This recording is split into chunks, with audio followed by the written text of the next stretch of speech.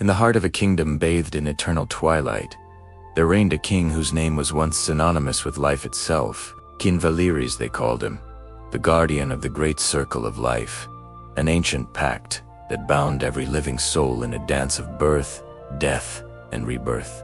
For generations, his lineage had upheld this sacred balance, ensuring that for every end, there was a new beginning, and that the world's vital essence flowed, unbroken and pure. The land thrived under his watch.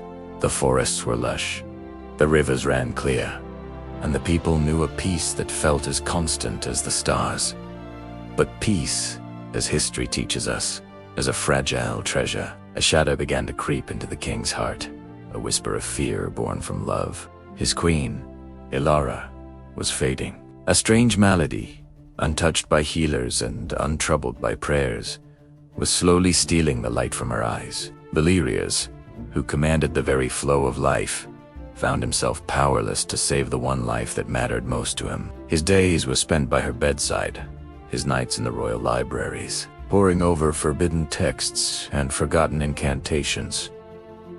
He grew distant, his kingly duties neglected, his mind consumed by a single, desperate goal: to defy death itself. The whispers in the ancient tomes spoke of a power beyond the circle, a way to halt the cycle, to seize a soul from the precipice and hold it fast. It was a dark and perilous path, one his ancestors had warned against for centuries. To break the circle, they wrote, was to unravel the very fabric of existence. But as Ilara's breaths grew shallower, the king's desperation eclipsed his wisdom. He saw not a kingdom to protect, but a single life to save. He made his choice. On a night when the twin moons were eclipsed, he performed the forbidden ritual. He gathered artifacts of immense power, items meant to maintain the balance, and twisted their purpose. He chanted words that had not been spoken for 1,000 years, words that tore at the veil between worlds. As the final syllable left his lips, a chilling silence fell over the kingdom. The wind stopped. The rivers stilled. In that moment, Ilara's breathing evened out. The color returned to her cheeks. He had succeeded. He had saved her.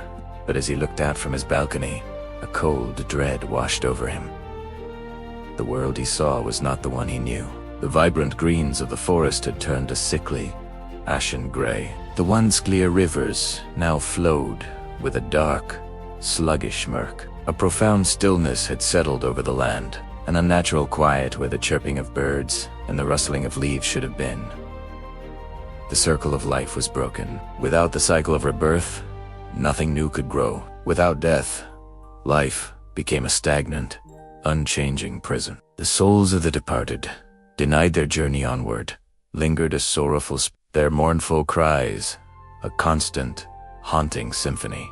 The people of the kingdom, once vibrant and full of life, became listless and gaunt. They did not die, but they did not truly live either. Their eyes were hollow, reflecting the emptiness of a world without purpose, without change. They were trapped in an endless, decaying present. The king's love for his queen had become the kingdom's curse. Ilara, too, was changed. She was alive, yes, but her spirit was gone. She was a beautiful, empty vessel, her laughter a hollow echo, her gaze distant, forever lost in the twilight he had created for her. King Valerius, the man who once presided over a thriving world, now ruled a kingdom of ghosts. He walked the silent halls of his castle, the weight of his decision crushing him. He had sought to be a master over death, but had only succeeded in becoming the jailer of life. His great love had birthed an even greater sorrow. The air itself felt heavy with regret. Every withered leaf, every silent street, every hollow-eyed subject was a testament to his hubris, a constant reminder of the day he broke the world to save a single soul. The kingdom, once a beacon of vitality, became a cautionary tale whispered in other lands, a story of a king whose love was so powerful it shattered reality. They called it the land of the unliving, a place where time stood still and hope had died. Valerius, the fallen king, remained on his throne, not as a ruler, but as a prisoner.